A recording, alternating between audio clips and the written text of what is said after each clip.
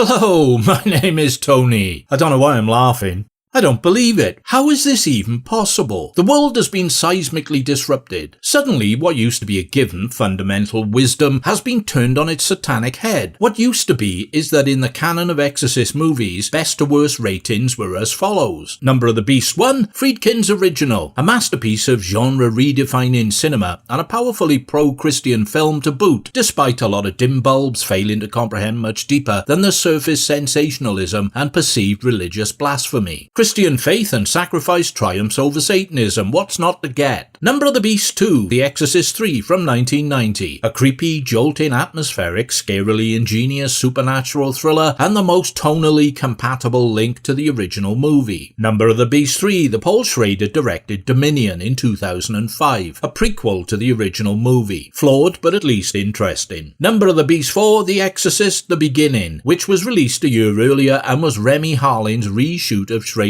Dominion, born out of blind studio panic. It's a jazzed up pantomime version of Schrader's cut. Then Number of the Beast 5, The Exorcist 2, The Heretic. John Borman's confused, disjointed, wildly overblown and ludicrously deranged sequel. Possibly one of the worst films ever made and certainly the worst thing the franchise ever begat. Until, that is, now. Because now they've tried for a cinematic refocusing with The Exorcist Believer, and this woeful and woke wanking turkey-basting tanker is even more terrifyingly bad than...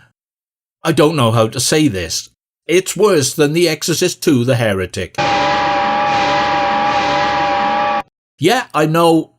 What a mindfuck. How the hell, in the name of all that's holy or unholy in the vast panorama of creation, have they managed to make a film so screamingly bad, so utterly atrocious, so thoroughly blind to its conceptual basis that it effortlessly usurps Borman's misfiring debacle and casts it in a far better light than anyone would have ever thought possible? Somehow, they've reverse-engineered an entire franchise and turned it into a Halloween-themed episode of Peppa Pig, minus the emotional intelligence or intellectual credentials that might conceivably hold the slightest iota of appeal for a fucking 3-year-old.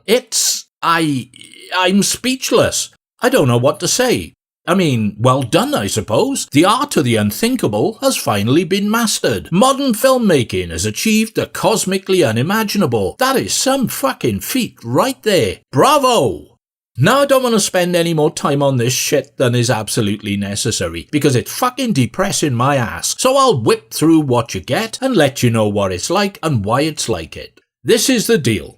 Professional photographer Victor Fielding, Leslie Odom Jr., is on vacation in Haiti with his pregnant wife Soreen Tracy Graves. Soreen's pregnancy is so advanced that it would come as no surprise to find her cervix is fully dilated and the baby's head is crowning as she lumbers exhaustingly around, sightseeing in a decrepit coastal shithole whilst Victor takes snapshots. Seriously, one of the most heavily pregnant women ever seen on screen. Does make you question the wisdom of choosing this particular point in time to take a trip to what is classed as the poorest country in the Western Hemisphere, with limited access to basic services and a reliance on subsistence farming just to fucking eat. Yeah, take good care of yourself and all that. As if to prove the point that this was not the best of prenatal options, after a voodoo practicing Mambo blesses the unborn child, Soreen is in their hotel room on the 87th floor when an earthquake hits. Trying to get out, she's on a staircase when it collapses. Victor finds her in the rubble where she begs him to save and protect their unborn child. She's been seriously injured and hospitalized. The extensive medical team of one doctor and a translator advise Victor that he must choose to either save the mother or the baby. Survival of both ain't an option. Why? Well, that bit isn't translated for our benefit.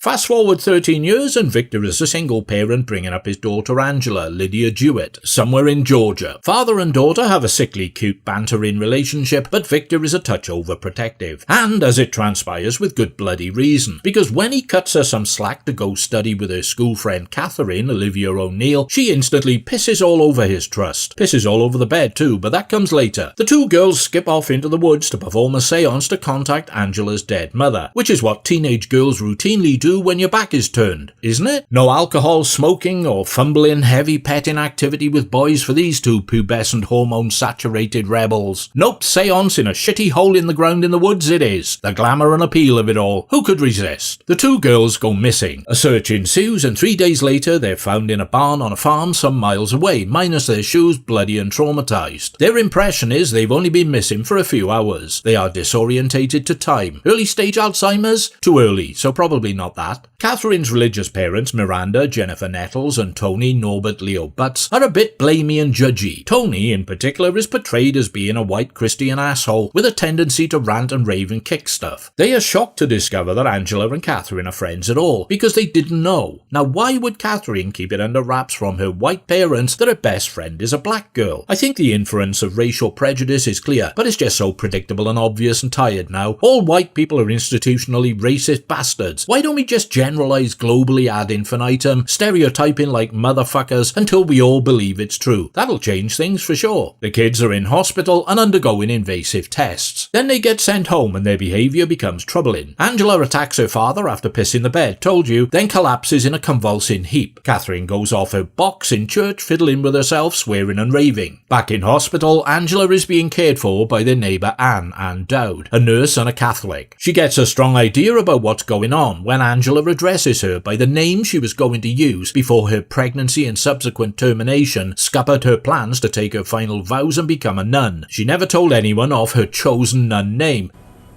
Sister Mary Xavier.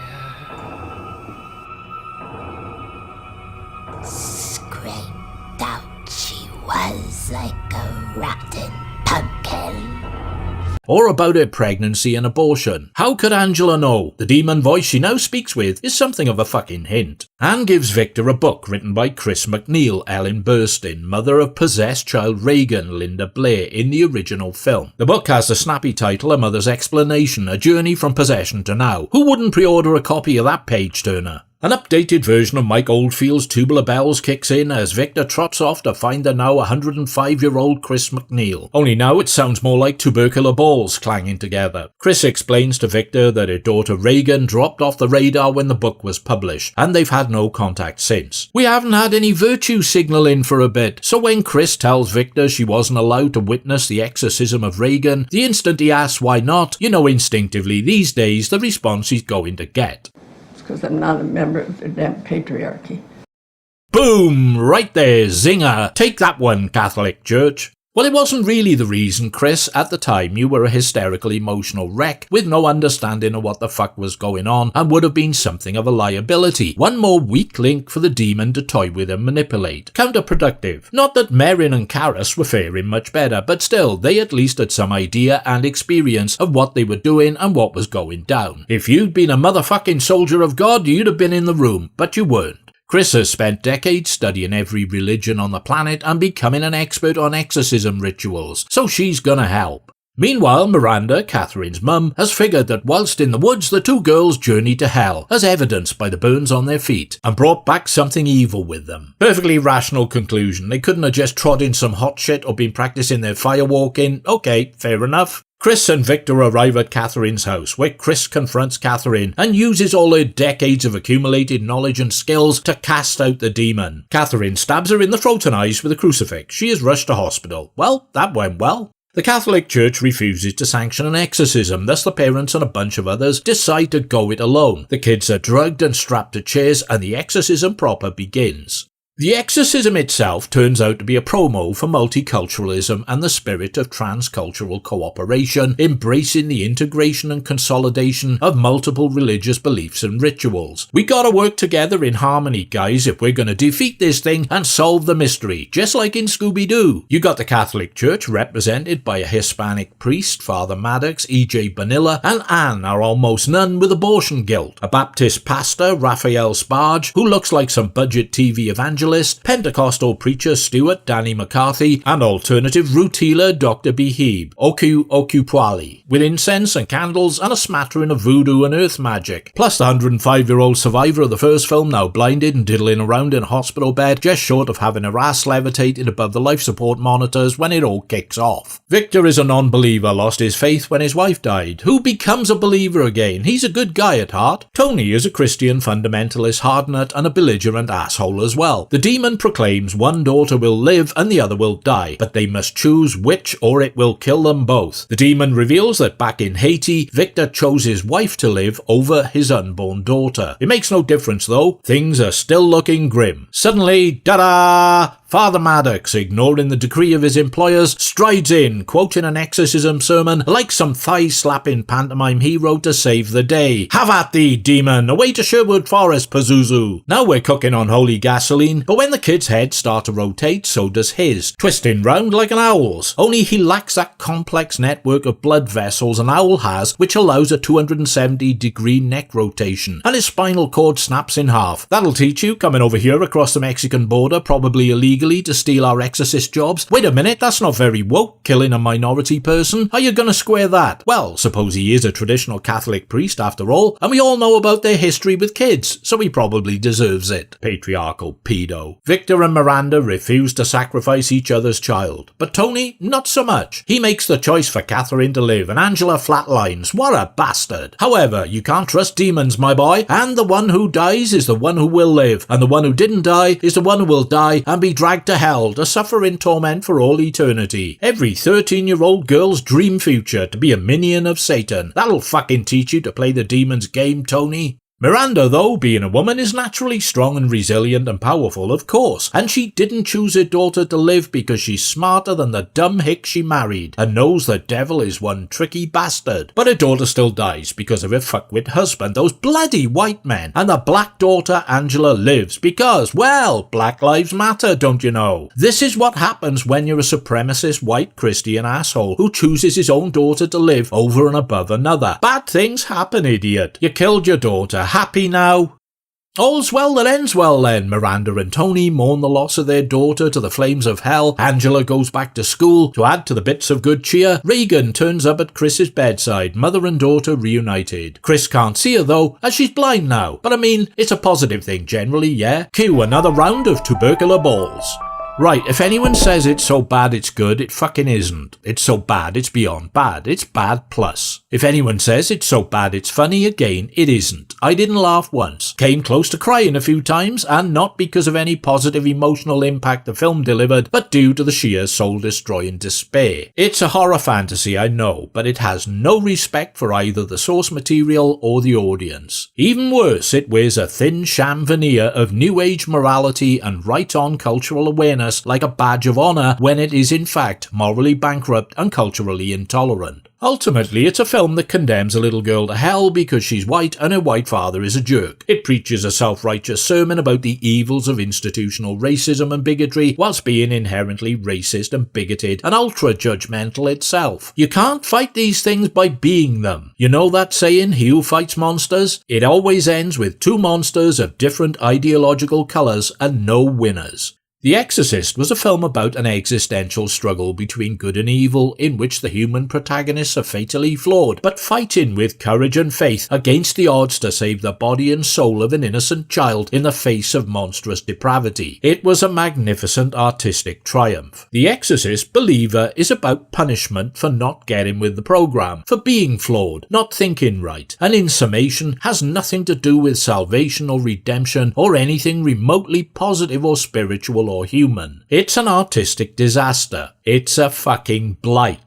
Who's to blame for it? Well, overall, I'd cite David Gordon Green, director and co-screenwriter. He rebooted the Halloween franchise, initially quite stylishly and effectively, then turned it directly to mindless brain-shriveling shit after the first film in his trilogy. When it comes to destroying stuff, he's very efficient, capable. He cuts out the middleman here, turning the first entry in a planned trilogy straight to brain-shriveling shit from the outset. They should give him the Barbie sequel. I understand there's The Exorcist Deceiver in the pipeline, but luckily some talk of a creative rethink and doubt about Green's involvement. Well, maybe there is a god. Anything good about it? Well, Tubercular Balls causes a slight tingle when it kicks in, despite the unnecessary remakes. Burstin is always a class act, but her role is frankly a cursory gimmick. And it was nostalgia generating to see Linda Blair back on the big screen, if only for fleeting seconds. Otherwise, I've exhausted my vocabulary in trying to convey just how awful the Exorcist believer is. Beyond my ability, believe me. Thanks for your time and attention, it is greatly appreciated. If you're of a mind, please feel free to strike like, didn't like, subscribe, visit my Patreon page, or hit the ever helpful super thanks button below. I'll be back soon with something different, I expect.